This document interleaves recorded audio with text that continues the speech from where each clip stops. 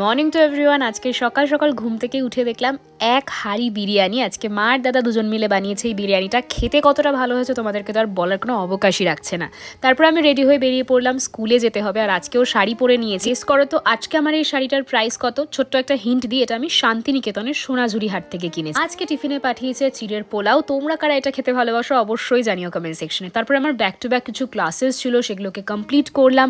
আর জানো তো আজকে আমার যারা ফেলো ট্রেনে টিচার্সরা রয়েছে না, তারা আমার জন্য নিয়ে এসেছে পেয়ারা মাখা, কারণ ওরা জানে আমি পেয়ারা মাখা খেতে প্রচন্ড ভালোবাসি। ওদের সঙ্গে প্রায় 2 দিন আমার আলাপ হয়েছে, তাতেই তারা এত আপন করে নেবে আমায় আমি সত্যিই ভাবতে পারি। এর ব্লগে বলেছিলাম আমি যেই শাড়িটা পরেছি সেটার প্রাইস যে ঠিকঠাক গেস করতে পারবে তাকে আমি শাউট আউট দেবো। তো শাউট আউট পাচ্ছে পিয়াসা আর Sanbita. Thank you so much. বাকি যারা কমেন্ট করেছো আজকে শাড়িটার প্রাইস দেখি তোমরা ঠিকঠাক গেস করতে পারো। তারপরে আমি আমার কলেজের সকলের জন্য নিয়ে এসেছিলাম আইসক্রিম, সবাইকে ট্রিট দেবো বলে।